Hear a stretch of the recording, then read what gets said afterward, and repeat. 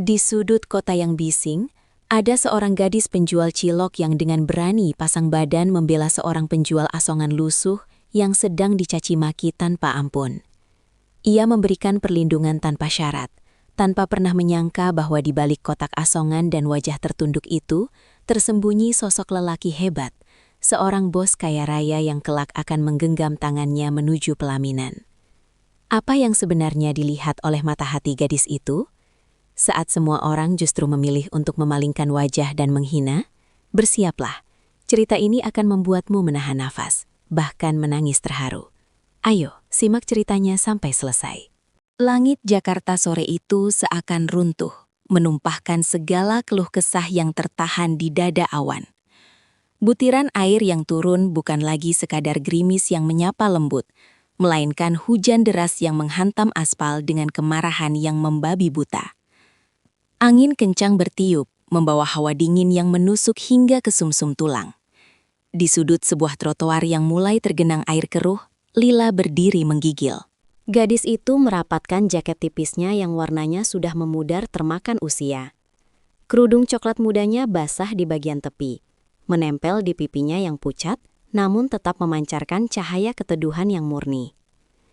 Tangan Lila memeluk erat pegangan gerobak ciloknya, satu-satunya sumber penghidupannya. Di dalam panci aluminium yang bertengger di sana, uap panas masih mengepul tipis, membawa aroma bumbu kacang gurih yang biasanya menggugah selera. Namun sore ini jalanan sepi. Orang-orang lebih memilih berlindung di balik kaca mobil yang hangat atau berlari masuk ke gedung-gedung bertingkat, meninggalkan Lila yang berjuang menahan dingin demi beberapa lembar rupiah yang belum juga mampir ke sakunya. Ya Allah, berikanlah hamba rezeki yang halal hari ini, meski hanya cukup untuk sebungkus nasi dan obat ibu. Bisik Lila. Suaranya hampir tenggelam oleh suara gemuruh guntur yang menggelegar di kejauhan. Pandangan Lila kemudian beralih ke seberang jalan. Di sana berdiri sebuah bangunan megah dengan lampu-lampu kristal yang berpendar indah dari balik dinding kacanya. The Royal Cafe. Sebuah tempat yang menyajikan kopi dengan harga yang mungkin setara dengan modal jualan Lila selama seminggu penuh. Di sana, orang-orang tertawa renyah sambil menikmati kehangatan. Sementara di sini, dingin dan lapar menjadi teman setia. Namun, bukan kemewahan kafe itu yang menarik perhatian Lila. Sepasang matanya yang jeli menangkap sosok lain yang tampak begitu asing di tengah kemewahan itu. Seorang lelaki. Ia duduk bersimpuh di emperan kafe, tepat di samping pot bunga besar yang melindunginya sedikit dari tempias hujan. Lelaki itu tampak menyedihkan.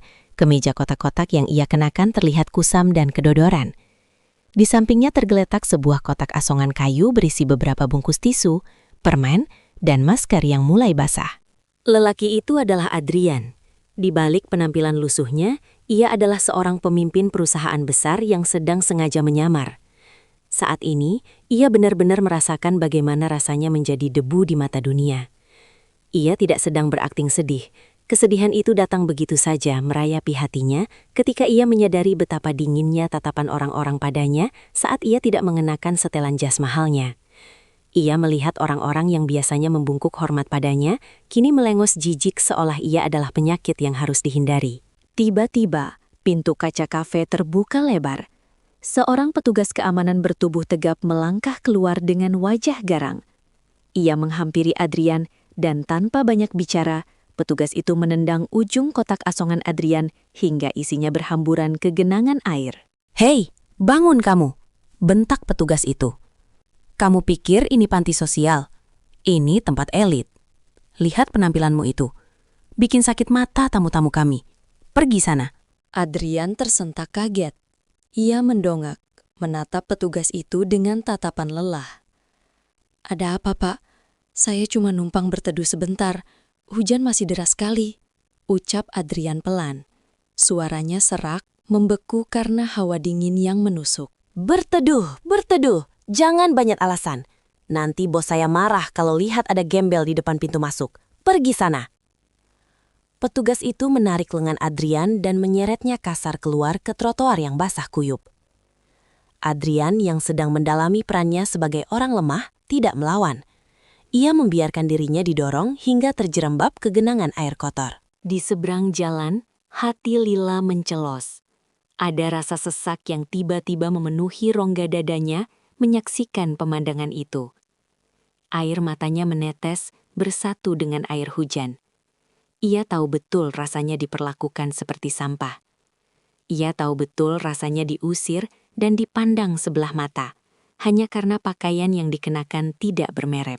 Ya Allah, kenapa manusia bisa sekejam itu pada sesamanya? Gumam Lila pilu. Hati kecilnya yang selalu diajarkan ibunya untuk welas asih berteriak kencang. Ia tidak bisa membiarkan sesama manusia diperlakukan tidak adil di depan matanya sendiri. Rezeki sudah diatur sama Allah, tapi kemanusiaan itu pilihan kita, bisik Lila menguatkan tekadnya.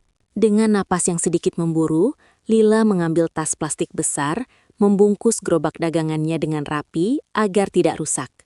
Setelah yakin aman, ia meletakkannya di sudut toko yang agak kering dan tanpa pelindung apapun, Lila melangkah keluar menembus badai. Hujan deras langsung menyambutnya, membasahi kerudungnya dalam sekejap. Dinginnya menusuk, namun langkah kakinya mantap membelah jalanan aspal yang licin menuju sosok lelaki malang di seberang sana. Saat Lila mendekat, ia melihat bahu Adrian berguncang. Adrian merasa runtuh. Penyamarannya hari ini membuka matanya lebar-lebar tentang realitas bahwa tanpa uang dan jabatan, ia dianggap tidak berharga. Tiba-tiba, guyuran hujan yang menerpa wajahnya sedikit berkurang. Ia perlahan mengangkat wajahnya yang basah. Di hadapannya berdiri seorang gadis. Gadis itu basah kuyup, wajahnya pucat kedinginan. Namun ada kehangatan luar biasa yang memancar dari sorot matanya. Mata itu bening, teduh, dan penuh dengan rasa peduli yang tulus. "Mas, bangun yuk. Jangan duduk di sini, nanti sakit." Suara Lila terdengar lembut, mengalahkan suara gemuruh hujan. Tangan kanannya terulur kokoh menantinya. Adrian terpaku menatap tangan itu. Selama hidupnya, ia sudah menjabat ribuan tangan kolega bisnis yang halus. Namun, tidak ada satupun yang terasa sehangat uluran tangan gadis penjual cilok ini. "Kenapa?" tanya Adrian lirih. "Kenapa kamu peduli? Saya cuma penjual asongan gembel yang baru saja diusir." Lila tersenyum tipis, senyum yang menenangkan badai. "Karena Mas manusia, dan setiap manusia berhak untuk diperlakukan dengan baik," jawab Lila mantap. "Ayo Mas, kita pindah ke halte itu. Di sini dingin, air genangannya kotor." Lila membantu Adrian berdiri dan memapahnya menuju halte tua yang agak jauh dari kafe itu. Sesampainya di halte, Lila mempersilahkan Adrian duduk. Ia merogoh saku jaketnya, mengeluarkan sapu tangan kain yang sudah kusam, dan mulai mengusap wajah Adrian yang basah dengan telaten. "Maaf ya Mas, saya lancang," ucap Lila sambil terus menyeka air di dahi Adrian. "Tapi kalau tidak segera dikeringkan, Mas bisa masuk angin. Angin sore ini jahat sekali." Adrian hanya diam, lidahnya keluh. Ia menatap wajah Lila sedekat ini dan melihat ketulusan yang murni, sebening kristal. "Terima kasih." Akhirnya kata itu keluar dari mulut Adrian. Kata yang sederhana, namun syarat dengan makna mendalam. Lila tersenyum lagi. "Sama-sama Mas, nama saya Lila," ucapnya memperkenalkan diri. "Saya Adrian," jawab Adrian pelan. Ia merasa berdosa jika harus berbohong soal namanya kepada jiwa seputih Lila. "Salam kenal Mas Adrian. Sabar ya Mas, Allah tidak tidur kok. Allah tahu Mas Adrian orang baik yang sedang berjuang cari rezeki," hibur Lila dengan nada polos. Di bawah naungan atap halte yang bocor itu, sebuah kisah yang tak terduga baru saja dimulai. Adrian menatap Lila, sang bidadari tanpa sayap yang telah mengajarkannya pelajaran paling berharga yang tidak pernah ia dapatkan di bangku kuliah bisnis manapun di luar negeri.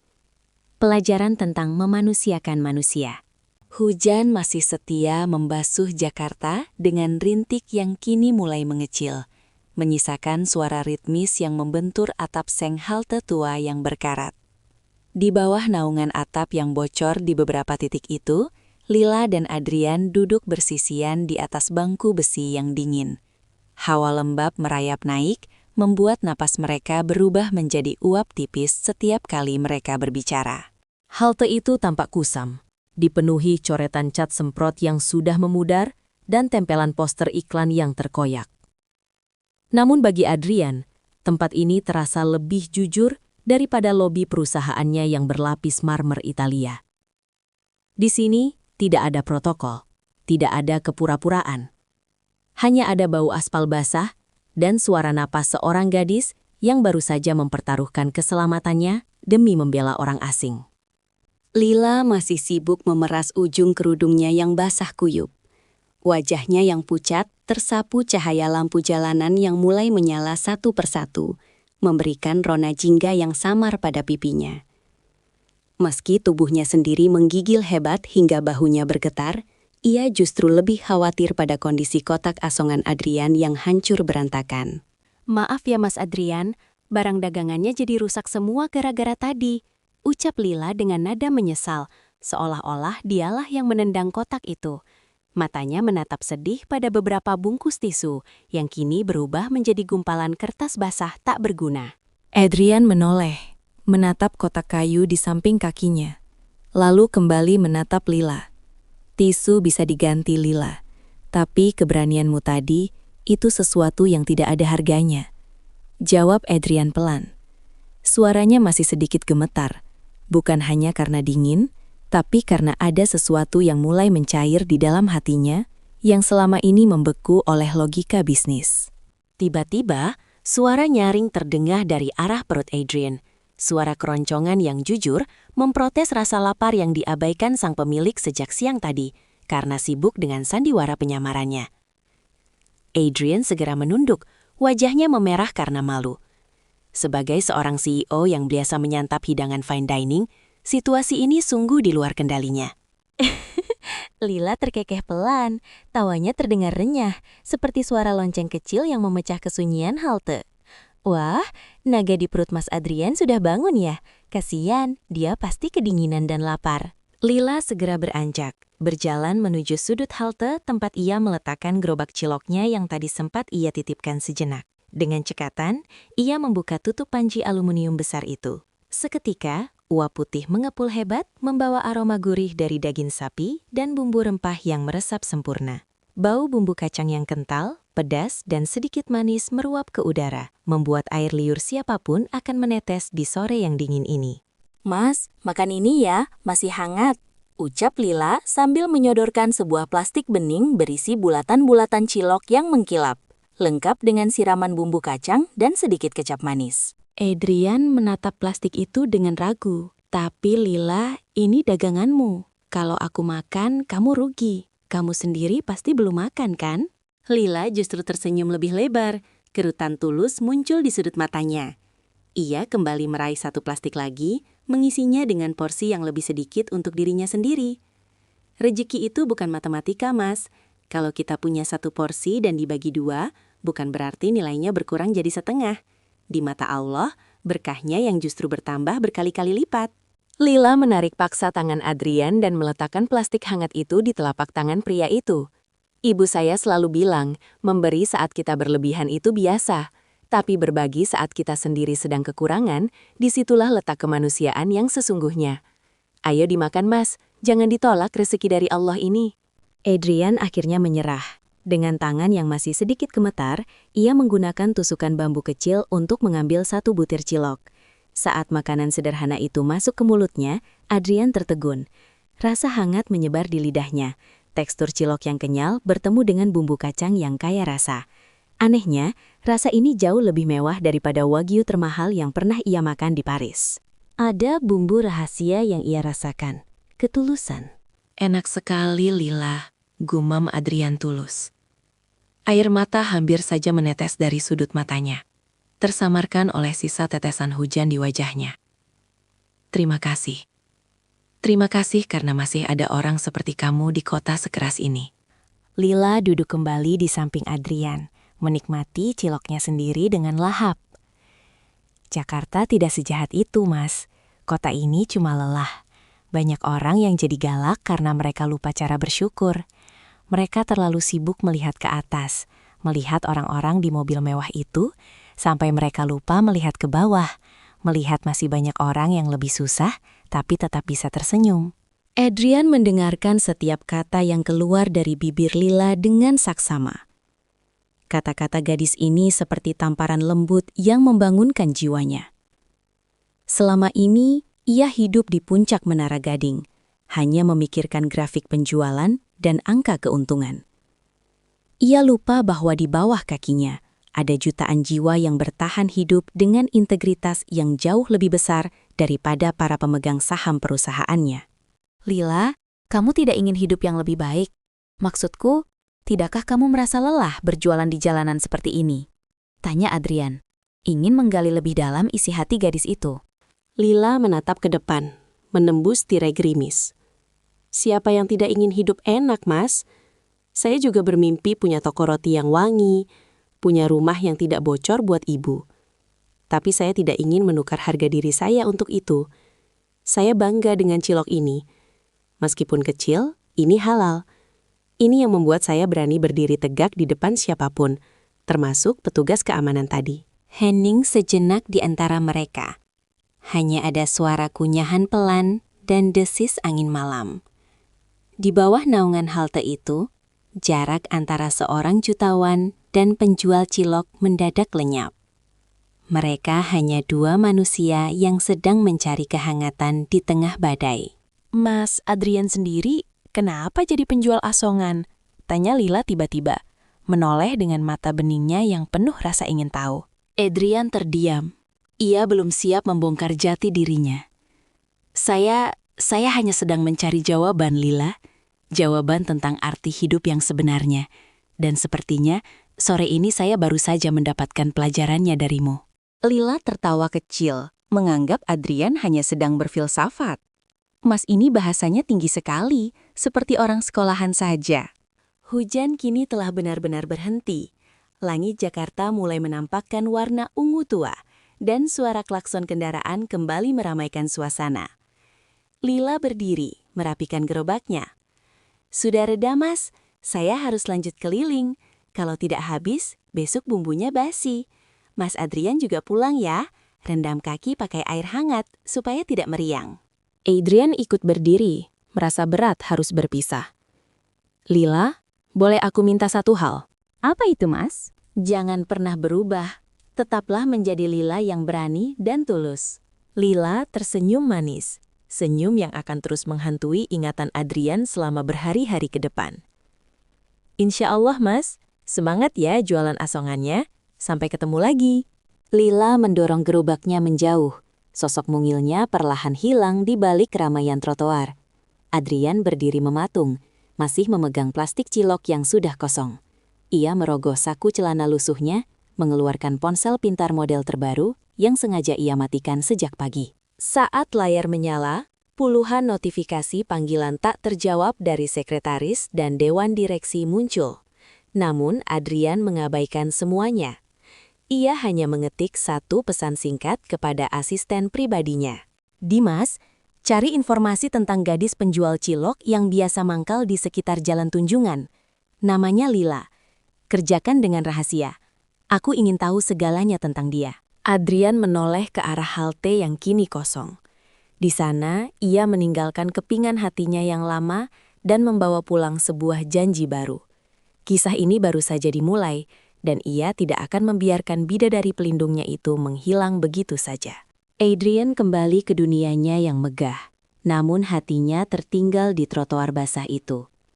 Di lantai teratas Pratama Tower, ia menatap cakrawala kota dari balik jendela kaca raksasa. Namun bayangan yang muncul bukanlah deretan gedung pencakar langit, melainkan wajah pucat seorang gadis yang rela basah kuyup demi melindunginya.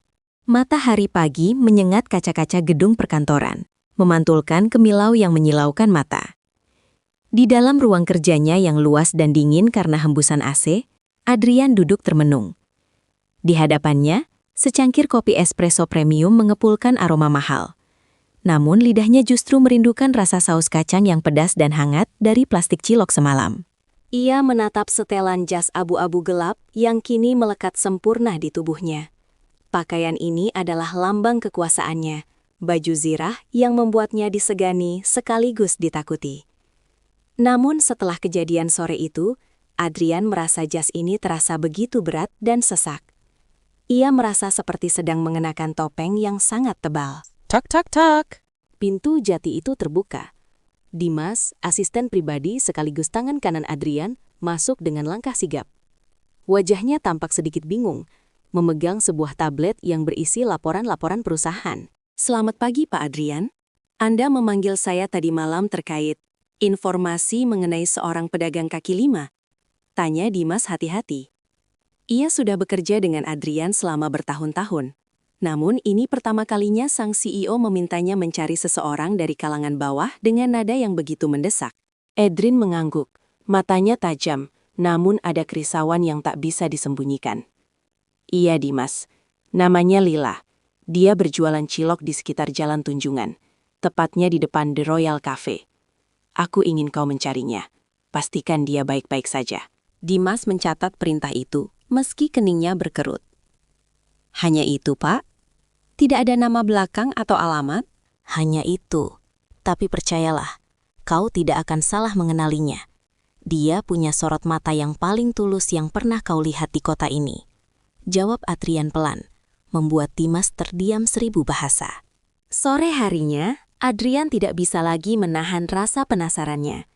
Ia menanggalkan jas mahalnya, menggantinya dengan kemeja flanel lusuh yang sama, dan kembali mengenakan kotak asongannya. Ia ingin menemui Lila bukan sebagai seorang CEO yang memberikan santunan, melainkan sebagai Mas Adrian, pria yang pernah ia tolong. Ia tiba di sudut trotoar dekat kafe itu saat gerimis mulai turun tipis. Namun ada yang berbeda. Sudut yang biasanya dipenuhi uap panas dari panci cilok itu kini tampak kosong. Tidak ada payung besar yang bocor, tidak ada aroma bumbu kacang yang menggoda, dan tidak ada suara lembut yang menawarkan dagangannya. Adrian berdiri terpaku. Ia menyusuri trotoar, bertanya pada tukang parkir dan penjual koran di sekitar sana. "Permen, tisunya, Mas?" ucap Adrian mencoba tetap dalam perannya, sambil sesekali bertanya. "Maaf, Bapak lihat gadis penjual cilok yang biasa di sini? Namanya Lila." Seorang ibu penjual tisu tua di pojok halte menatap Adrian dengan iba. "Oalah, Nak, si Lila ya? Dia sudah 3 hari ini tidak kelihatan jualan. Katanya ibunya sakit parah di kontrakan. Kasian anak itu. Tabungannya pasti habis buat beli obat."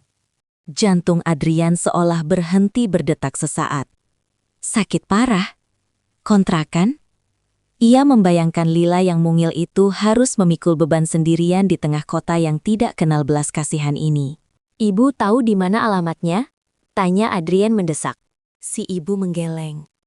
"Saya cuma tahu dia tinggal di daerah gang sempit belakang Pasar Loak. Tapi di sana ada ribuan peta kontrakan, Nak. Susah mencarinya kalau tidak tahu nomornya." Adrian kembali ke halte tempat mereka berbagi cerita semalam. Ia duduk di bangku besi yang sama, menatap aspal yang mulai basah. Rasa bersalah mulai merayapi hatinya. Mengapa ia tidak bertanya lebih banyak semalam? Mengapa ia membiarkannya pergi begitu saja? Sementara itu, di sebuah kamar berukuran 2 kali 3 meter yang dindingnya lembab dan berjamur, Lila sedang berlutut di samping tempat tidur kayu yang reot. Ia mengompres dahi ibunya yang panas membara. Suara napas ibunya terdengar berat, sesekali terbatuk yang membuat dada wanita tua itu tampak menyempit. Lila menatap celengan plastik di sudut ruangan yang kini sudah dibelah. Kosong. Uang hasil jualan cilok berbulan-bulan telah habis hanya dalam hitungan hari untuk membayar biaya klinik dan obat-obatan yang mahal. Pemilik kontrakan pun sudah 2 kali datang menagih sewa, mengancam akan mengeluarkan mereka jika besok pagi uangnya belum ada. Lila mengusap air matanya dengan ujung kerudungnya. Ia tidak boleh menyerah. Jika ia tidak berjualan cilok hari ini karena harus menjaga ibunya, maka besok mereka tidak akan bisa makan. Namun gerobaknya pun sedang rusak di bagian rodanya. Butuh biaya untuk memperbaikinya. "Ya Allah, bimbinglah hamba, berikan jalan. rintih Lila dalam sujudnya yang panjang. Malam itu, Lila mengambil sebuah keputusan besar.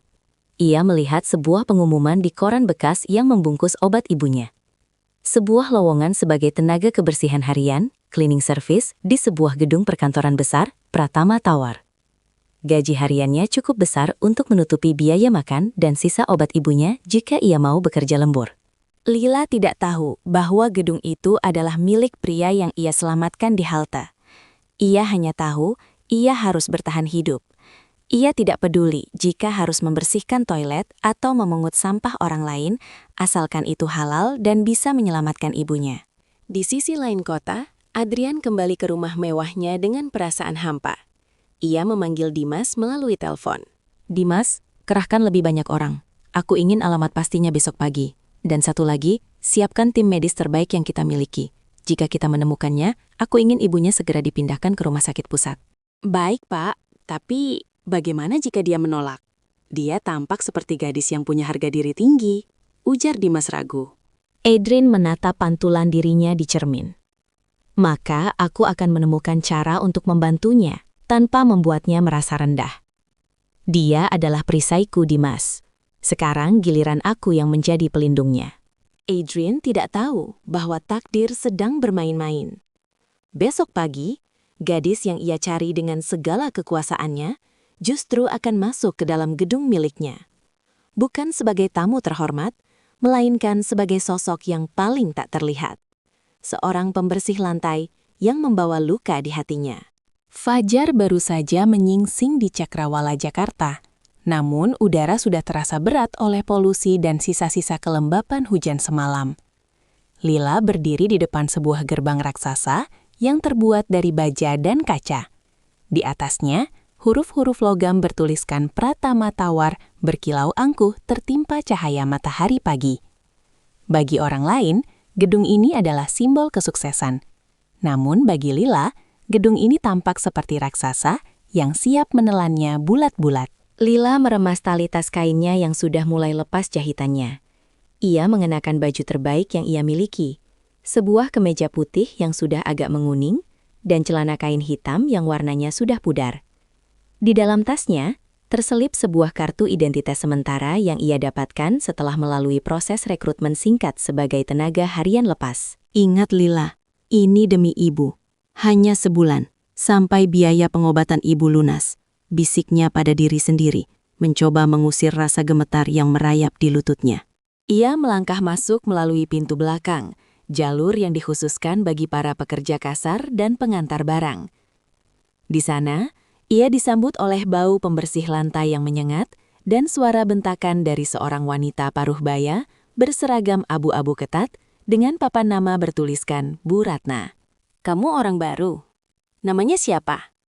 Tanya Bu Ratna tanpa menoleh, sibuk dengan papan klipnya. Lila, Bu. Lila Nuraini. Bu Ratna menoleh, menatap Lila dari ujung kepala hingga ujung kaki dengan tatapan meremehkan. Kurus sekali kamu, kuat angkat ember besar. Gedung ini punya 30 lantai, dan setiap incinya harus mengkilap. Kalau ada satu saja jejak kaki di lobi, kamu tidak akan dapat upah harianmu. Mengerti? Lila mengangguk cepat. Mengerti, Bu. Ia kemudian diberikan seragam biru kusam yang ukurannya jauh lebih besar dari tubuh mungilnya. Setelah berganti pakaian, Lila diberikan sebuah troli besar berisi cairan kimia, kain pel, dan berbagai alat kebersihan lainnya. Tugas pertamanya, lobi utama, jantung dari Pratama Tower. Di saat yang bersamaan, di lantai paling atas, Adrian berdiri menatap jendela. Ia sudah berganti pakaian menjadi setelan jas navy buatan penjahit terbaik di London. Penampilannya sangat berwibawa, namun lingkaran hitam di bawah matanya menceritakan kisah yang berbeda. Semalaman ia tidak bisa tidur, terus-menerus memikirkan di mana Lila berada. Belum ada kabar, Dimas. Tanya Adrian tanpa berbalik saat mendengar pintu ruangannya terbuka. Dimas masuk dengan wajah menyesal. Maaf Pak, tim kami sudah menyisir gang di belakang Pasar Lowak, tapi ada insiden kebakaran kecil di sana 2 hari lalu. Banyak warga yang mengungsi atau pindah kontrakan. Nama Lila sangat umum dan pedagang di sana menutup diri, karena takut kami adalah penagih utang atau petugas ketertiban. Adrian memukul meja jati di depannya dengan pelan. Rasa frustrasinya memuncak. Dia sedang kesulitan, Dimas. Aku merasakannya. Sore itu, dia memberikan makanan terakhirnya padaku. Bagaimana mungkin aku membiarkannya kelaparan sementara aku duduk di sini memakan sarapan seharga jutaan rupiah? Kami akan terus mencari, Pak. Saya sudah menyebarkan orang ke titik-titik pembagian sembako dan klinik-klinik kecil. Jawab Dimas. Sekarang, Anda harus turun ke lobi. Delegasi dari Singapura sudah sampai. Ini rapat penting untuk proyek pelabuhan baru. Adrian menghela napas panjang, membenarkan letak dasinya. Baiklah, mari kita selesaikan ini dengan cepat. Di lobi utama, Lila sedang berlutut di atas lantai marmer putih yang dingin. Ia menggunakan kain mikrofiber untuk menggosok noda kopi yang membandel di dekat meja resepsionis. Tangannya yang lecet karena memeras kain pel berulang kali, terasa perih saat terkena cairan pembersih yang keras. Pikirannya melayang pada ibunya yang ia tinggalkan sendirian di kontrakan. Ia sudah menitipkan kunci pada tetangga sebelah untuk sekadar memberikan air minum, namun hatinya tetap tidak tenang. Setiap gerakan maju mundur kain pelnya diiringi dengan doa yang tak putus-putus. 1 lantai lagi, 1 jam lagi, sedikit lagi untuk obat ibu. Tiba-tiba, suara denting lift VIP bergema di seluruh lobi. Suasana yang tadinya sibuk berubah menjadi sunyi yang mencekam. Para resepsionis berdiri tegak dan para petugas keamanan bersiaga. Rombongan pria berpakaian rapi melangkah keluar dengan langkah kaki yang berat dan berwibawa. Lila segera menepi, menundukkan kepalanya dalam-dalam sesuai instruksi Bu Ratna. Jangan pernah menatap mata atasan, itu tidak sopan. Begitu peringatan yang ia terima. Lila berjongkok di balik pilar besar, memegangi ember pelnya agar tidak menghalangi jalan. Ia hanya bisa melihat deretan sepatu kulit yang mengkilap melintas di depannya. Sepatu-sepatu itu tampak sangat mahal, melintasi lantai yang baru saja ia bersihkan dengan tetesan keringat. Salah satu sepatu itu berhenti tepat beberapa meter dari tempat Lila bersembunyi. Sepatu kulit hitam dengan jahitan tangan yang sangat halus. Pemilik sepatu itu berhenti sejenak untuk menyesuaikan jam tangannya. Lila bisa mencium aroma parfum yang sangat familiar. Bau kayu cendana yang bercampur dengan aroma hujan. Parfum yang sama yang ia cium dari Mas Adrian saat mereka duduk di halte. Meski saat itu baunya bercampur dengan bau baju kusam. Namun Lila segera menepis pikiran itu. Mana mungkin Mas Adrian sang penjual asongan adalah orang hebat di gedung ini? Jangan berhayal, Lila. Fokuslah pada pekerjaanmu, batinnya. Pak Adrian, mobil sudah siap di depan. Suara Dimas terdengar tegas. Adrian, sang pemilik sepatu itu, menoleh sekilas ke arah pilar tempat Lila berada. Ia melihat sesosok kecil berseragam biru sedang bersembunyi di balik bayangan pilar, tampak ringkih dan ketakutan. Ada dorongan aneh di hatinya untuk berhenti dan bertanya, namun delegasi Singapura sudah menantinya di pintu masuk. Ayo berangkat, ucap Adrian dingin, melanjutkan langkahnya. Lila mengembuskan napas lega saat rombongan itu pergi. Ia kembali bekerja, menggosok lantai dengan lebih giat. Ia tidak tahu bahwa pria yang ia cari, pria yang semalaman ia doakan keselamatannya, baru saja melintas hanya sejengkal dari tubuhnya. Menjelang siang, tubuh Lila mulai menyerah. Ia belum makan sejak kemarin sore, agar uangnya cukup untuk membeli bubur ibunya. Kepalanya terasa ringan dan pandangannya mulai berkunang-kunang. Saat ia sedang mencoba mengangkat ember berisi air kotor, tenaganya mendadak hilang. Pang! Ember itu tergelincir dari tangannya. Tumpah membasahi lantai marmer yang tadinya bersih, tepat saat Bu Ratna berjalan mendekat. Lila, apa yang kamu lakukan? Teriak Bu Ratna. Suaranya melengking memenuhi lobi yang megah. Lila terjatuh terduduk. Napasnya tersengal. Maaf Bu, saya pusing. Tidak ada alasan. Kamu ceroboh. Lihat ini. Lantai ini jadi kotor lagi. Kalau kamu pingsan di sini, siapa yang mau urus? Keluar sekarang juga. Kamu tidak cocok kerja di sini. Lila gemetar. Air mata mulai mengenang. Tolong Bu, jangan pecat saya. Saya butuh uangnya hari ini. Ibu saya sakit. Namun Bu Ratna tidak peduli. Ia menarik lengan Lila untuk berdiri dan menyeretnya menuju pintu belakang. Di tengah keputusasaan itu, Lila hanya bisa tertunduk, meratapi nasibnya yang seolah tidak pernah memberinya ruang untuk bernapas. Ia tidak tahu bahwa di lantai atas, Adrian sedang membatalkan rapatnya karena perasaan tidak enak yang terus menghantuinya. Adrian memutuskan untuk kembali ke lobi, berniat mencari ketenangan di tengah keramaian, tanpa tahu bahwa bidadari pelindungnya sedang diusir secara paksa dari gedung miliknya sendiri. Lobi Pratama Tower yang megah mendadak terasa seperti panggung eksekusi bagi Lila. Di bawah sorot lampu kristal yang dingin, ia merasa tubuhnya mengecil, hancur berkeping-keping oleh tatapan tajam orang-orang yang melintas. Air pel yang kotor menggenang di lantai marmer putih, mencerminkan wajahnya yang sembab dan ketakutan. Kamu dengar tidak? Pergi sekarang. Jangan sampai saya panggil satpam untuk menyeretmu. Bentakan Bu Ratna menggema, memantul di dinding-dinding kaca lobi. Lila masih bersimpuh. Kedua tangannya gemetara mencoba mengumpulkan sisa air kotor itu dengan kain pel yang sudah lusuh. Ia tidak peduli lagi dengan harga dirinya yang diinjak-injak di depan umum. Yang ada di pikirannya hanyalah botol obat ibunya yang sudah kosong dan tagihan kontrakan yang mencekik leher. Tolong Bu, saya mohon, potong saja upah saya hari ini, tapi jangan pecat saya. Saya baru bekerja setengah hari, ibu saya butuh obat. Rintih Lila, suaranya parau karena menahan tangis yang menyesakkan dada. Obat, obat! Semua orang miskin alasannya sama. Kamu itu tidak becus. Lihat ini, sepatu tamu-tamu kita bisa kotor karena kecerobohanmu. Bu Ratna menarik kasar lengan Lila, memaksa gadis itu berdiri. Lila yang belum makan sejak kemarin merasa dunianya berputar. Kepalanya berdenyut hebat dan kakinya terasa seperti jeli. Saat ia dipaksa berdiri, tubuhnya limbung. Ember plastik di dekatnya tersenggol lagi, menciptakan bunyi dentang nyaring yang memecah kesunyian lobi. Tepat pada saat itu, pintu lift khusus VIP terbuka. Adrian melangkah keluar dengan raut wajah yang masyghul. Ia baru saja membatalkan sebuah pertemuan penting karena firasatnya terus mengatakan bahwa ada sesuatu yang salah di gedungnya sendiri. Di belakangnya, Dimas berjalan dengan langkah cepat, berusaha mengimbangi langkah sang CEO yang tampak terburu-buru. Langkah Adrian terhenti seketika saat melihat keributan di dekat pilar utama.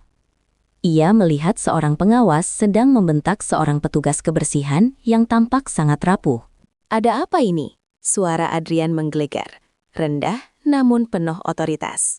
Bu Ratna langsung melepaskan cengkeramannya pada lengan Lila. Wajahnya yang galak mendadak berubah pucat pasi. Ia membungkuk hormat hingga punggungnya nyaris rata. "Maaf Pak Adrian, maafkan kami. Petugas harian ini sangat ceroboh, dia menumpahkan air pel di lobi. Saya sedang membereskan masalah ini, dia akan segera saya keluarkan." Lila tetap menunduk, tidak berani mengangkat wajahnya. Ia hanya melihat sepatu kulit hitam yang mengkilap di depannya. Sepatu yang sama yang ia lihat tadi pagi. Ia merasa ajalnya sudah dekat. Dipecat oleh pengawas saja sudah kiamat.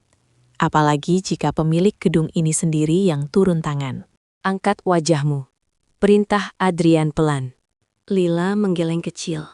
Air matanya menetes jatuh ke lantai marmer yang basah. "Maafkan saya, Pak. Saya benar-benar tidak sengaja. Saya pusing. Aku bilang, angkat wajahmu. Ulang Adrian.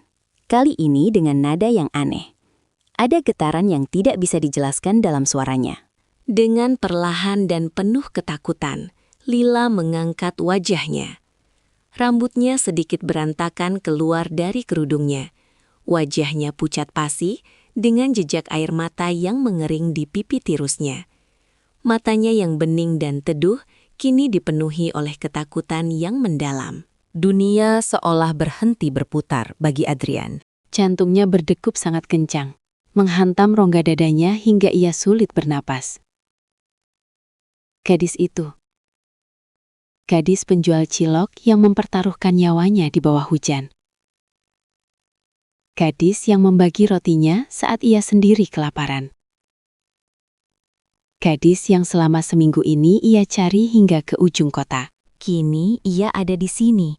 Di bawah kakinya, berseragam biru kusam yang kebesaran, sedang memohon ampun untuk sebuah kesalahan kecil di gedungnya sendiri. Lila? Bisik Adrian. Suaranya pecah. Lila terpaku. Ia mengerjapkan matanya yang basah.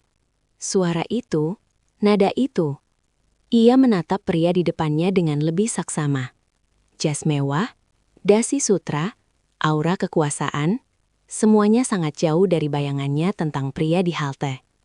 Namun, sorot mata itu tidak bisa berbohong.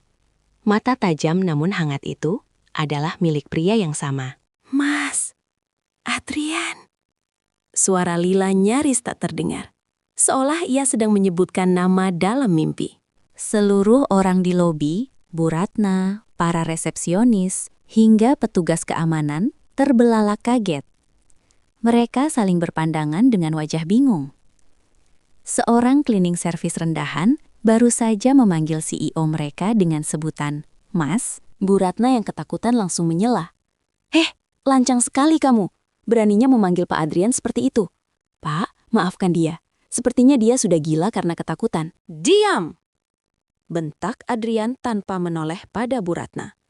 Matanya tidak lepas dari Lila. Tanpa mempedulikan statusnya, tanpa mempedulikan ratusan mata yang menonton, Adrian berlutut di atas lantai yang basah dan kotor. Ia mengabaikan celana mahalnya yang kini terkena air pelkeru. Ia meraih kedua tangan Lila yang dingin dan kasar.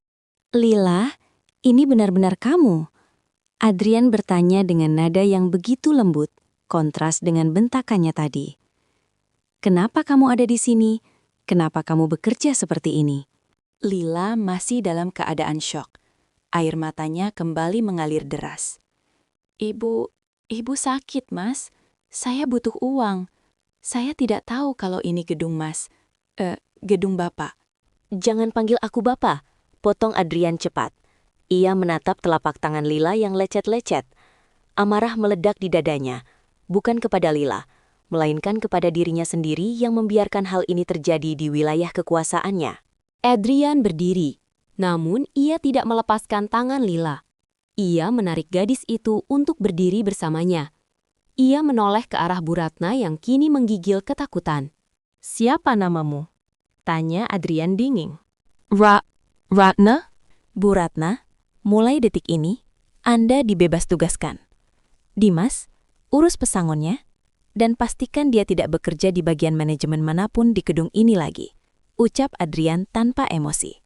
Tapi Pak, saya hanya menjalankan tugas. Dia yang salah. Teriak Bu Ratna histeris.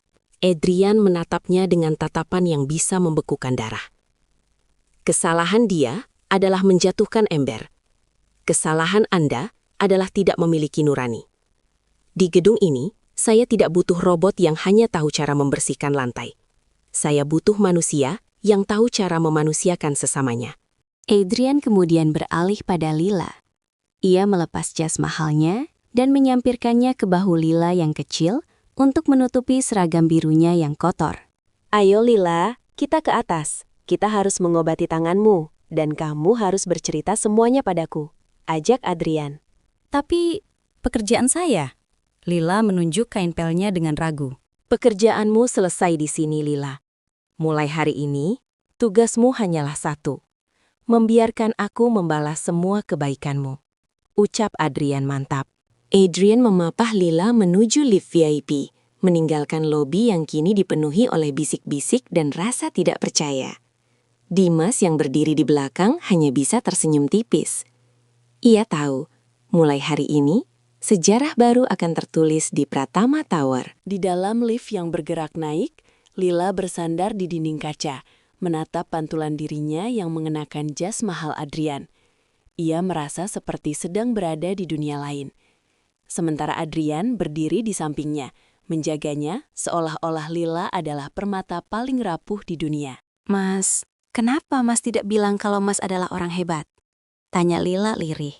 Adrian menatapnya, sebuah senyum tulus terukir di wajahnya. Aku bukan orang hebat, Lila. Aku hanyalah pria yang berhutang nyawa dan hati pada seorang gadis penjual cilok. Dan hari ini, aku berjanji, hujan tidak akan pernah menyakitimu lagi. Pintu lift VIP terbuka dengan denting halus di lantai 30, lantai tertinggi di Pratama Tower. Lila melangkah keluar dengan ragu, Kakinya yang hanya beralaskan sepatu karet murah terasa tenggelam di atas karpet tebal berwarna merah marun yang menyelimuti seluruh koridor. Di bahunya, jaswal milik Adrian yang wangi kayu cendana terasa berat, seolah memikul beban status sosial yang tidak pernah ia bayangkan sebelumnya. Lila menatap sekeliling dengan mata membelalak. Ruangan itu luasnya mungkin 3 kali lipat dari rumah kontrakan petaknya. Dinding-dindingnya bukan lagi triplex yang berjamur, melainkan kaca-kaca besar yang menampilkan hamparan kota Jakarta dari ketinggian. Mobil-mobil di bawah sana tampak seperti mainan kecil yang merayap di atas aspal, dan gedung-gedung lain terlihat seperti barisan pion catur. Silakan duduk, Lila. Anggap saja ini tempat yang aman, ucap Adrian lembut, menuntun Lila menuju sofa kulit berwarna krem di tengah ruangan. Lila menggeleng cepat, wajahnya memerah karena malu. "Jangan, Mas. Pak, baju saya kotor. Air pel tadi bau sekali. Nanti sofanya rusak." Adrian menghela napas, sebuah senyum tipis yang penuh pengertian muncul di wajahnya. Ia tidak memaksa, namun ia justru melepas dasinya sendiri dan meletakkannya di atas meja kerja. "Lila, sofa ini hanyalah benda mati. Nilainya tidak sebanding dengan satu tetes air mata yang kau jatuhkan hari ini. Duduklah, aku mohon." Dengan sangat hati-hati, Lila akhirnya duduk di ujung sofa. Punggungnya kaku seperti patung. Ia merasa seperti ikan yang dipaksa keluar dari air tawarnya menuju samudra yang terlalu luas. Ia menunduk, menatap jari-jarinya yang merah dan pecah-pecah karena cairan kimia pembersih lantai. Adrian berlutut di depan meja kecil, mengambil kotak P3K dari laci. Tanpa kata, ia meraih tangan Lila. Lila sempat menarik tangannya karena terkejut, namun genggaman Adrian kuat namun lembut. Sang CEO itu, pria yang tanda tangannya bisa menggerakkan roda ekonomi pelabuhan, kini dengan telaten mengusap luka lecet di tangan seorang gadis cleaning service dengan kapas alkohol. "Kenapa Mas melakukan ini?" bisik Lila. Suaranya bergetar. "Kenapa Mas pura-pura jadi orang susah sore itu? Apa Mas sedang mempermainkan orang-orang seperti kami?" Adrian terdiam sejenak, fokus pada luka di telapak tangan Lila. "Aku tidak pernah mempermainkan siapapun, Lila. Sore itu, aku hanya ingin melarikan diri." Ia mengangkat wajahnya, menatap Lila dengan kejujuran yang telanjang. "Di gedung ini, semua orang mencintaiku karena apa yang aku punya. Mereka memujiku karena jabatanku. Tapi sore itu, di bawah hujan, aku ingin tahu, apakah ada orang yang masih peduli padaku saat aku tidak punya apa-apa? Saat aku hanyalah debu di pinggir jalan?" Adrian menjeda bicaranya, matanya berkaca-kaca. "Dan aku menemukanmu. Kamu adalah satu-satunya orang yang melihatku sebagai manusia, bukan sebagai angka di rekening bank. Kamu memberikan makanan terakhirmu, melindungiku dari satpam, padahal kamu sendiri sedang kesulitan. Kamu memberiku sesuatu yang tidak bisa dibeli dengan seluruh kekayaan Pratama Group, ketulusan." Lila tertegun.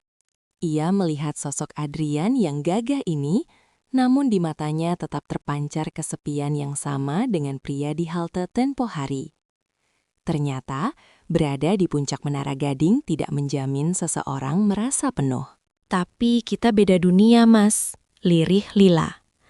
"Mas itu langit, saya ini cuma bumi, diinjak-injak setiap hari."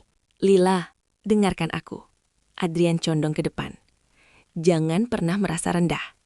Kamu memiliki kekayaan hati yang bahkan aku pun iri padanya. Dan soal duniamu yang sulit, biarkan aku yang membantumu sekarang." Adrian menekan tombol intercom di mejanya. "Dimas, masuklah." Tak butuh waktu lama, Dimas masuk dengan sebuah tablet di tangannya. Wajahnya tetap tenang, meski ia tahu bosnya baru saja membuat kegemparan di lobi. "Dimas, aku ingin tim medis terbaik dikirim ke alamat yang akan Lila berikan. Ibunya sakit parah. Pastikan beliau dipindahkan ke rumah sakit Medika hari ini juga. Kamar VIP. Urus semua administrasinya. Jangan sampai ada Rp1 pun yang keluar dari kantong Lila. Mengerti?" "Mengerti, Pak. Segera saya laksanakan," jawab Dimas sigap. Lila tersentak berdiri, hampir saja menjatuhkan kotak P3K di lutut Adrian. Jangan mas, itu terlalu banyak. Saya tidak mau dianggap memanfaatkan kebaikan massa. Saya bisa kerja, saya akan cicil. Adrian ikut berdiri. Ia memegang kedua bahu Lila. Lila, ini bukan sedekah. Anggap saja ini hutang nyawaku padamu. Sore itu kamu menyelamatkan hatiku dari keputusasaan. Sekarang, biarkan aku menyelamatkan keluargamu. Ini bukan soal uang. Ini soal memanusiakan manusia, seperti yang kamu ajarkan padaku. Lila terisak. Pertahanannya runtuh. Beban berat yang ia pikul sendirian selama berminggu-minggu, biaya obat, tagihan kontrakan, rasa takut kehilangan ibu, seolah terangkat dalam sekejap. Ia menangis terseduh-seduh, menutupi wajahnya dengan tangan. Adrian tidak memeluknya. Ia tahu batasan dan ingin menjaga kehormatan Lila. Ia hanya berdiri di sana, menjadi tembok kokoh tempat Lila bisa bersandar dalam kesedihannya. Sudah, jangan menangis lagi, ucap Adrian lembut. Hari ini, kamu tidak perlu kembali ke lobi untuk mengepel lantai. Hari ini, kamu adalah tamu istimewa di gedung ini. Dimas sudah menyiapkan baju ganti yang layak untukmu. Setelah itu, aku sendiri yang akan mengantarmu menemui ibu. Lila menatap Adrian melalui celah jemarinya. Di ruangan mewah yang dingin ini, ia merasakan kehangatan yang sama dengan plastik cilok yang ia berikan tempo hari. Ia mulai menyadari bahwa di balik setelan jas mahal dan gedung yang angkuh ini, Mas Adrian yang ia kenal di halte tetaplah pria yang sama. Namun, Lila juga tahu bahwa perjalanan ini tidak akan mudah. Di luar pintu ruangan ini, dunia akan tetap memandangnya dengan sebelah mata. Ia harus memantaskan diri jika ingin tetap berada di dekat pria ini. Terima kasih, Mas Adrian, ucap Lila tulus. Sama-sama Lila, sekarang bersihkan wajahmu. Kita punya misi besar, menyembuhkan ibu dan memastikan kamu tidak perlu lagi meneteskan air mata karena ketakutan. Adrian menatap Lila yang berjalan perlahan menuju kamar mandi di dalam kantornya. Dalam hatinya, Adrian berjanji bahwa ia tidak akan membiarkan siapapun menyakiti gadis ini lagi. Rahasia di balik jasnya kini telah terbongkar, namun petualangan yang sesungguhnya baru saja dimulai. Sore itu, Jakarta tidak lagi menangis. Awan-awan pekat yang menyelimuti kota selama seminggu terakhir mulai tersibak, menyisakan semburat jingga dan ungu yang melukis cakrawala dengan keindahan yang magis. Di dalam lift kaca yang bergerak perlahan menuju lantai paling atas, Lila berdiri mematung. Ia telah berganti pakaian, sebuah gamis sederhana namun elegan yang diberikan oleh asisten Adrian. Wajahnya yang tadi kusam kini terlihat lebih segar, meski binar matanya masih menyimpan jejak kelelahan yang panjang. Pintu lift terbuka dengan denting halus, membawa mereka langsung ke area rooftop yang luas. Angin sore yang kencang langsung menyambar kerudung Lila, membawa aroma tanah basah dan kebebasan. Di hadapannya, hamparan kota Jakarta membentang luas tanpa batas. Gedung-gedung pencakar langit yang tadi tampak angkuh, kini terlihat seperti barisan pion yang tunduk di bawah kaki mereka. Mas, tinggi sekali, bisik Lila, suaranya tertiup angin. Ia mencengkram pagar pembatas kaca dengan erat, merasa ngeri sekaligus takjub. Selama ini, dunianya hanya sebatas trotoar, gang sempit yang becek, dan asap knalpot yang menyesakan. Berada di ketinggian ini, membuatnya merasa seolah-olah ia bisa menyentuh awan. Adrian melangkah maju, berdiri di samping Lila. Ia melepas dasinya sepenuhnya dan membuka satu kancing teratas kemejanya, membiarkan angin menerpa dadanya. Di sini, di atas segalanya, ia bukan lagi CEO Pratama Group yang dingin. Ia kembali menjadi pria yang duduk di halte bersamanya. Kadang kita butuh berada di tempat setinggi ini, Lila.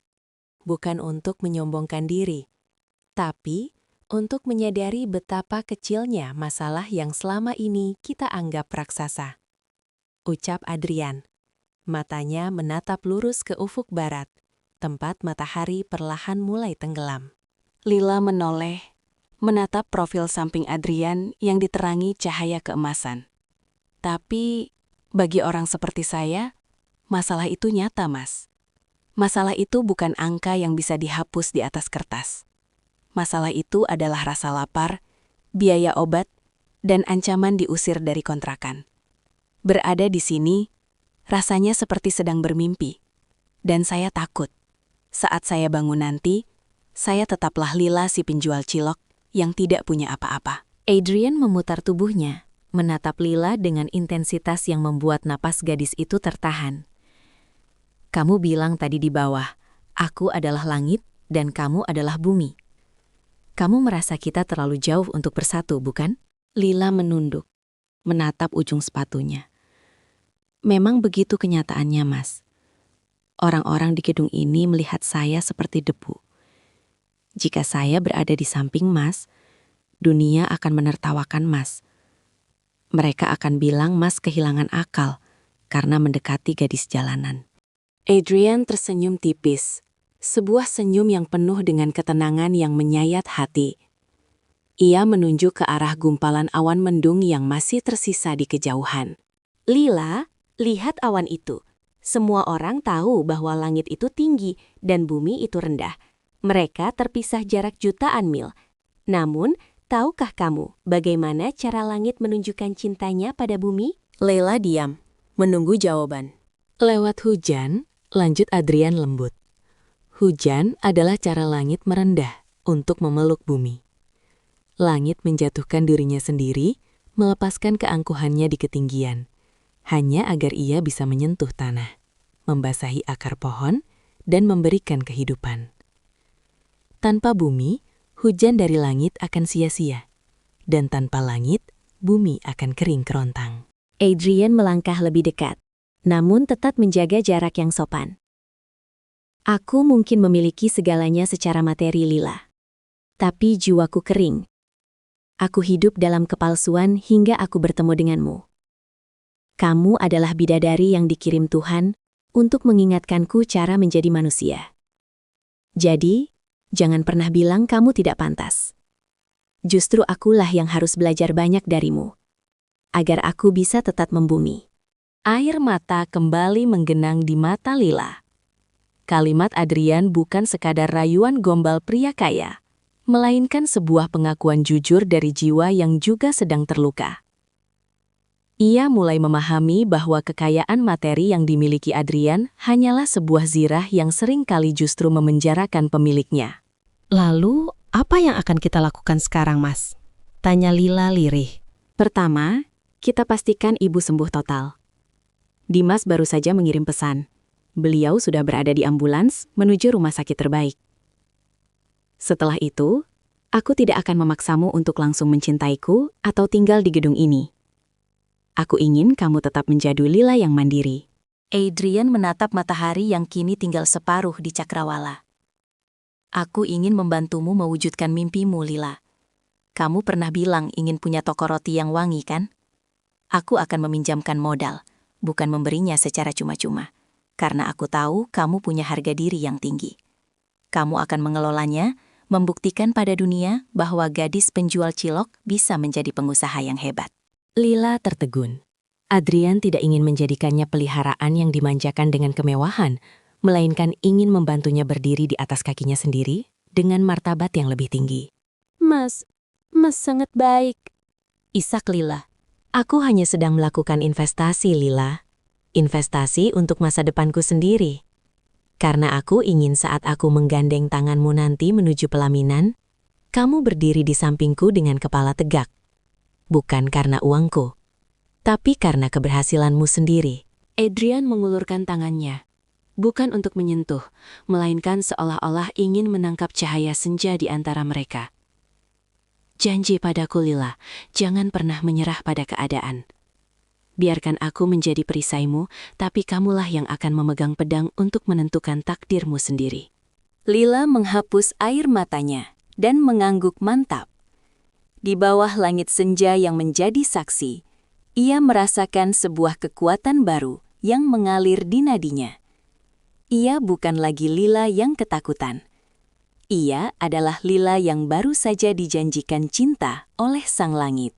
Saya janji, Mas Adrian, saya akan berjuang. Ucap Lila dengan suara yang tidak lagi bergetar. Malam mulai turun menyelimuti Jakarta. Lampu-lampu kota mulai menyala, seperti hamparan berlian di bawah kaki mereka.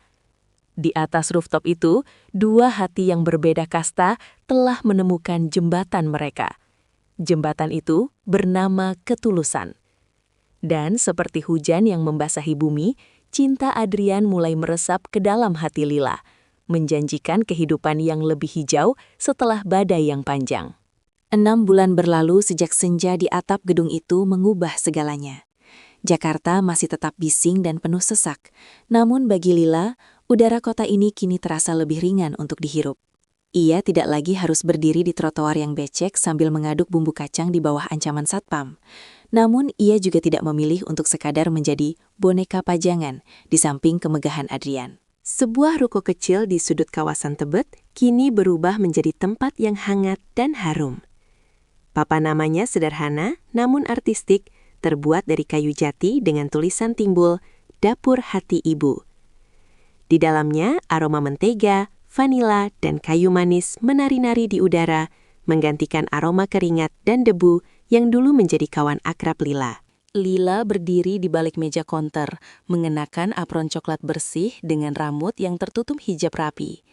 Tangannya yang dulu kasar dan pecah-pecah, kini lebih halus, bukan karena manikur mewah, melainkan karena ia rajin merawatnya, agar tetap higienis saat menguleni adonan roti. Ingat Bu Sumi, adonannya harus didiamkan dulu sampai mengembang 2 kali lipat. Kesabaran itu bumbunya, ucap Lila lembut kepada salah satu karyawannya. Seorang ibu tunggal yang dulu juga berjuang di jalanan, yang kini Lila ajak untuk tumbuh bersama. Lila tidak menerima modal Adrian sebagai hadiah. Ia bersikeras bahwa setiap rupiah adalah pinjaman profesional. Selama 6 bulan terakhir, ia bekerja 2 kali lebih keras dari siapapun. Siang hari ia mengelola toko, dan malam hari ia mengambil kursus manajemen bisnis serta tata boga. Ia ingin saat dunia bertanya siapa pendamping Adrian Pratama, ia bisa menjawab dengan karya, bukan hanya dengan cerita keberuntungan. Sore itu, lonceng pintu toko berdentang. Lila mengira itu adalah pelanggan biasa. Namun, aura yang masuk ke dalam tokonya terasa sangat berbeda. 3 orang wanita berpakaian branded dari ujung rambut hingga kaki masuk dengan langkah yang angkuh. Salah satunya adalah Siska, seorang sosialita yang sejak lama dijodohkan oleh Dewan Direksi dengan Adrian. Siska melepas kacamata hitamnya, menatap sekeliling toko dengan tatapan meremehkan. Jadi, ini tempatnya. Kedai roti kecil di pinggir jalan yang membuat Adrian mengabaikan pertemuan besar di Singapura. Sindir Siska, suaranya melengking tajam. Lila menarik napas panjang, menenangkan jantungnya yang berdegup kencang. Ia mengenali wajah itu dari majalah bisnis yang sering ia pelajari. Selamat datang di Dapur Hati Ibu. Ada yang bisa saya bantu, Mbak? Jangan panggil aku Mbak. Aku bukan pelayanmu. Potong Siska kasar. Ia berjalan menuju etalase, menunjuk roti-roti buatan Lila dengan jarinya yang berkuku panjang. Aku dengar kamu itu mantan cleaning service dan penjual cilok. Adrian pasti sudah gila. Bagaimana mungkin dia memilih perempuan yang tangannya bau sabun colek dan bumbu kacang untuk menjadi pasangannya? Teman-teman Siska tertawa merendahkan. Salah satu dari mereka sengaja menyenggol nampan berisi roti yang baru matang hingga jatuh ke lantai. Aduh, maaf ya, habisnya aromanya aneh, bau orang susah, ucapnya sambil menutup hidung. Lila terdiam, rasa minder yang dulu sering menghantuinya mencoba untuk merayap kembali. Namun, ia teringat kata-kata Adrian di rooftop. Jangan pernah menyelah pada keadaan, kamulah yang memegang pedang untuk menentukan takdirmu sendiri. Lila tidak menangis. Ia justru melangkah keluar dari balik konter, mengambil nampan yang jatuh dengan tenang. Mungkin tangan saya dulu bau sabun colek dan bumbu kacang, tapi saya tidak pernah menggunakan tangan saya untuk menjatuhkan harga diri orang lain. Ucap Lila tegas, suaranya tenang namun penuh wibawa. Siska terbelalak. Tidak menyangka gadis jalanan ini berani menjawab. Kamu berani menasehatiku? Saya hanya membela apa yang saya bangun dengan keringat halal, Mbak Siska. Kekayaan mungkin bisa membeli baju mahal, tapi tidak bisa membeli kelas dan adab. Jika Mbak datang ke sini hanya untuk menghina, puntuk keluar ada di belakang Mbak. Tapi jika Mbak ingin mencoba roti kami, Saya akan melayani dengan hormat. Lanjut Lila. Wajah Siska memerah karena malu dan marah. Saat ia hendak melayangkan makian lebih keras, pintu toko kembali terbuka. Adrian berdiri di sana. Ia mengenakan kemeja putih tanpa jas, lengan bajunya digulung hingga siku. Tatapannya dingin, menusuk langsung ke arah Siska. Siska, apa yang kau lakukan di toko calon istriku? Suara Adrian rendah, namun mengandung ancaman yang nyata. Adrian, aku cuma ingin mencicipi rotinya, tapi dia sangat tidak sopan. Bohong Siska dengan nada manja yang dibuat-buat. Adrian berjalan melewati Siska seolah wanita itu adalah bayangan transparan. Ia menghampiri Lila, mengambil nampan dari tangan gadis itu, dan menatap noda di lantai. Adrian kemudian menoleh pada Siska. Aku sudah mendengar semuanya dari luar, Siska. Dan perlu kau tahu satu hal. Adrian meraih tangan Lila dan menggenggamnya erat di depan semua orang. Tangan Lila yang kau hina ini adalah tangan yang menyelamatkanku saat aku tersungkur. Roti yang kau sebut bau orang susah ini adalah rezeki yang lebih mulia daripada seluruh harta hasil warisan orang tuamu. Mulai hari ini, jangan pernah injakkan kakimu di tempat manapun yang berhubungan denganku atau Lila. Mengerti? Siska dan teman-temannya keluar dari toko dengan terburu-buru, menahan malu yang luar biasa. Suasana toko kembali tenang, menyisakan aroma roti yang hangat. Lila mengembuskan napas lega. Tubuhnya sedikit lemas. Adrian memutar tubuh Lila agar menghadapnya. Maafkan aku, Lila.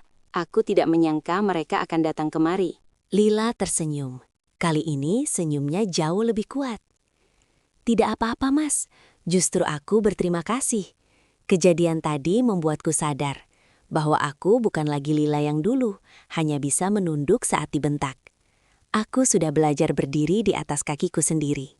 Adrian menatap Lila dengan rasa bangga yang meluap-luap. Ia melihat transformasi besar pada gadis itu. Lila tidak hanya berubah secara penampilan, tapi jiwanya telah menjadi baja yang ditempa oleh api perjuangan. Kamu hebat, Lila. Lebih hebat dari yang aku bayangkan, bisik Adrian. Besok adalah hari peresmian cabang keduamu kan? Dan aku punya kejutan kecil setelah acara itu. Kejutan apa, Mas? Adrian hanya tersenyum misterius.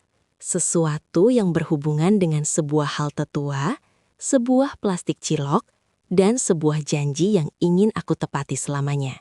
Lila merona merah. Di dalam ruko kecil itu, mereka menyadari bahwa rintangan duniawi mungkin akan terus datang. Namun, selama mereka saling memuatkan, kasta hanyalah kata tanpa makna. Lila telah berhasil memantaskan diri, bukan hanya untuk Adrian, tapi untuk dirinya sendiri. Malam kembali turun membungkus Jakarta dengan selimut kelabu. Hujan rintik-rintik mulai membasahi aspal, menciptakan aroma petrikor yang membangkitkan ribuan memori. Di dalam mobil sedan hitam yang melaju tenang, Lila menatap keluar jendela. Ia mengenakan gamis berwarna broken white yang sangat anggun. Wajahnya dirias tipis, memancarkan kecantikan alami yang kini tampak jauh lebih dewasa dan berwibawa. Di sampingnya, Adrian memegang kemudi dengan santai. Ia tidak membawa supir pribadi malam ini. Ia ingin momen ini hanya milik mereka berdua. Mobil perlahan melambat dan menepi di sebuah sudut jalan yang sangat familiar bagi mereka berdua. Lila mengernyitkan dahi, menatap bangunan mewah The Royal Cafe yang masih berpendar angkuh di seberang sana. Namun, mobil Adrian tidak berhenti di depan pintu kafe mewah itu. Mobil itu justru berhenti tepat di depan sebuah halte tua yang atap sengnya masih terlihat berkarat dan bocor di beberapa sisi. Kenapa kita kesini, Mas? Tanya Lila bingung. Malam ini kan peresmian cabang kedua Dapur Hati Ibu. Kenapa kita malah berhenti di tempat yang membawa banyak kenangan pahit ini? Adrian tersenyum misterius.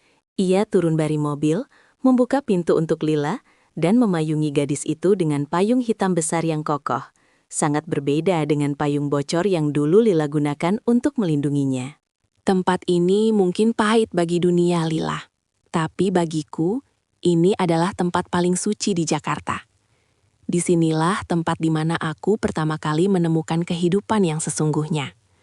Ucap Adrian sambil menuntun Lila duduk di bangku besi halte yang dingin itu. Mereka duduk bersisian, persis seperti posisi mereka 6 bulan yang lalu. Suara bising kendaraan dan percikan air hujan menjadi musik latar yang membawa mereka kembali ke masa lalu. Mas, masih ingat? Tanya Lila sambil menyentuh permukaan bangku besi itu.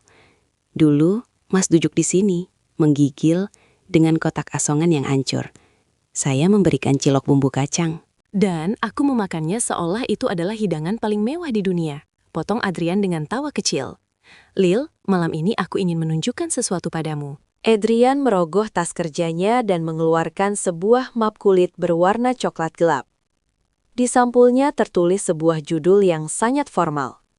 Laporan Keuangan dan Evaluasi Bisnis Dapur Hati Ibu, Kuartal 2. Lila menerima map itu dengan heran.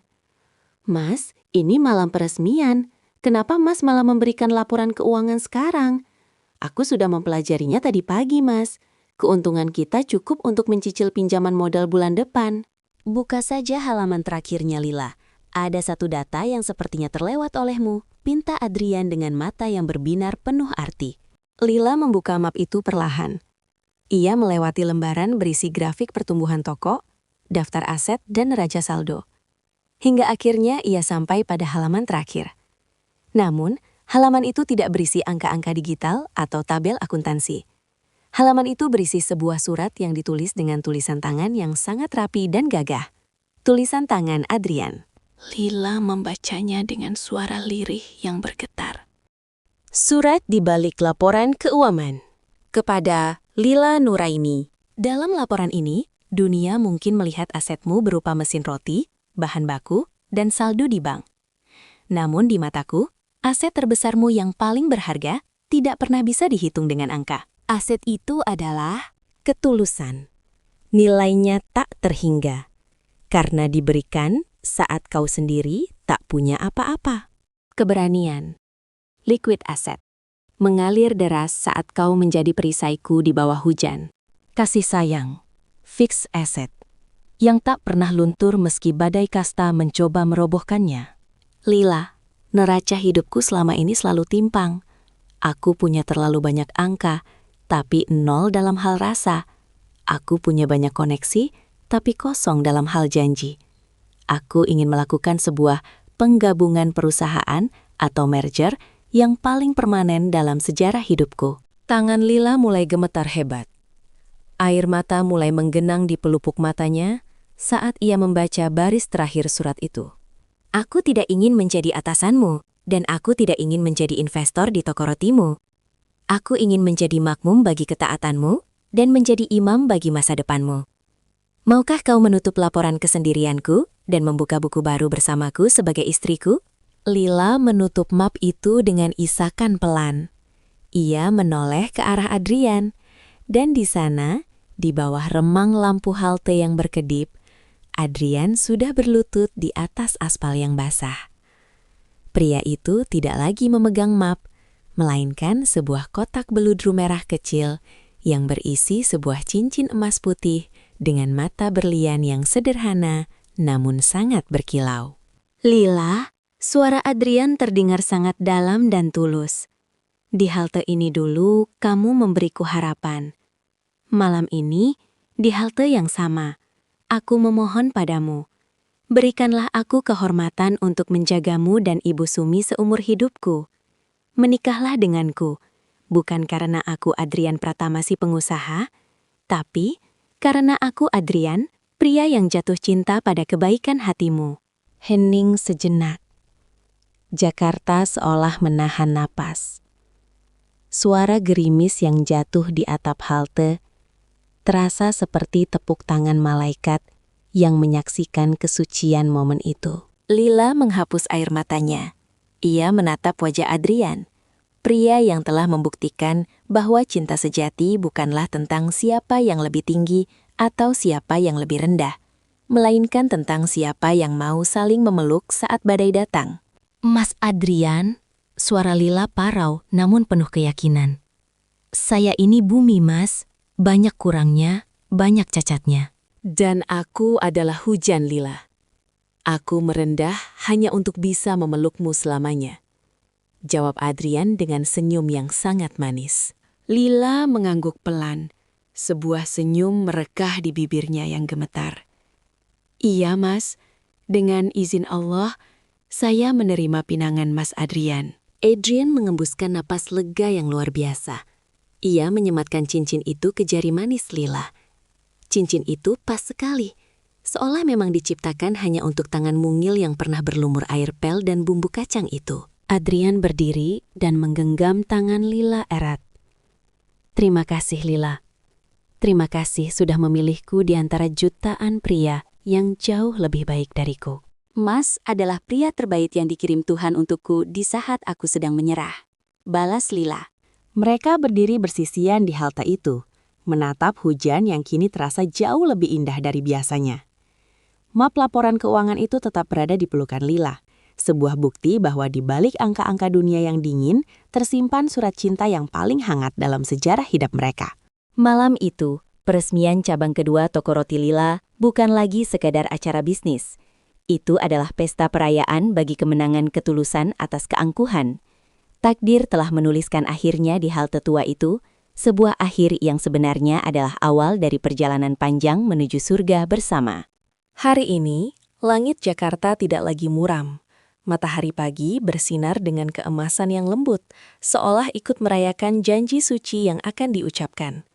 Tidak ada karpet merah di Hotel Bintang 5, tidak ada lampu kristal yang berlebihan.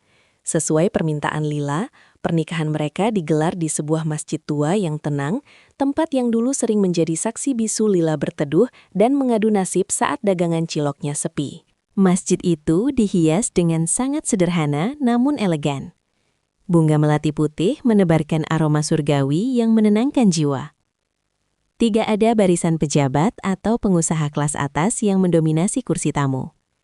Sebaliknya, barisan terdepan dipenuhi oleh anak-anak yatim piatu, para pedagang kaki lima, teman lama Lila, dan ibu-ibu tunggal yang bekerja di kedai dapur hati ibu. Adrian duduk bersimpuh di hadapan penghulu. Ia mengenakan beskap putih bersih, wajahnya yang biasanya dingin kini tampak tegang, namun bersinar oleh kebahagiaan yang tulus. Di sampingnya, Lila duduk menunduk dengan kebaya putih tertutup yang sangat anggun. Wajahnya yang dulu sering tersapu debu jalanan, kini tampak bercahaya di balik kerudung transparan. Saya terima nikah dan kawinnya Lila Nuraini binti Bapak Salim almarhum, dengan mas kawin, seperangkat alat sholat, hafalan surat Ar-Rahman, dan sebuah yayasan pemberdayaan pedagang kecil dibayar tunai, ucap Adrian dengan suara lantang dan satu napas. Sah, seru para saksi serempak. Alhamdulillah, bisik Lila pelan. Air mata haru jatuh membasahi pipinya. Tangannya yang dulu memegang gagang ember pel, kini mencium punggung tangan Adrian dengan taksim. Bukan sebagai pelayan, melainkan sebagai pasangan hidup yang setara. 5 tahun kemudian, sebuah rumah asri dengan halaman rumput yang luas di pinggiran Jakarta tampak riuh oleh suara tawa anak kecil. Seorang bocah laki-laki berusia 4 tahun bernama Banyu sedang asyik bermain bola. Sementara seorang anak perempuan kecil bernama Cahaya tertatih-tatih mengejarnya. Lila duduk di teras sambil menyesap teh hangat. Ia kini bukan lagi sekedar pemilik toko roti, melainkan sosok inspiratif yang mengelola belasan cabang dapur hati ibu yang semuanya mempekerjakan kaum marginal. Namun, meski sukses, ia tetaplah Lila yang dulu, ramah, tulus, dan selalu melihat orang lain dengan mata hatinya. Adrian keluar dari dalam rumah, membawa sebuah kotak kecil. Ia duduk di samping istrinya dan merangkul bahunya dengan mesra. "Bun, lihat ini." Adrian menunjukkan sebuah benda dari dalam kotak. Lila tertegun. Itu adalah bungkus plastik cilok yang sudah dibingkai rapi dalam figura kaca kecil, lengkap dengan tanggal pertemuan pertama mereka. "Mas masih simpan ini?" tanya Lila sambil tersenyum geli. "Ini adalah sertifikat paling berharga yang pernah aku miliki, Lila. Lebih berharga dari saham apapun di duniaku. Plastik ini mengingatkanku bahwa aku pernah menjadi pria paling malang yang diselamatkan oleh wanita paling kaya hatinya. jawab Adrian tulus. Lila menyandarkan kepalanya di bahu Adrian. Terima kasih, Mas, karena sudah menjadi hujan yang mau merendah untuk memeluk bumi seperti saya. Adrian mengecup puncak kepala Lila. Terima kasih sudah menjadi bumi yang subur, tempat cintaku bisa tumbuh dan berbuah seindah ini. Di kejauhan, matahari mulai terbenam, memberikan gradasi warna yang indah pada langit Jakarta.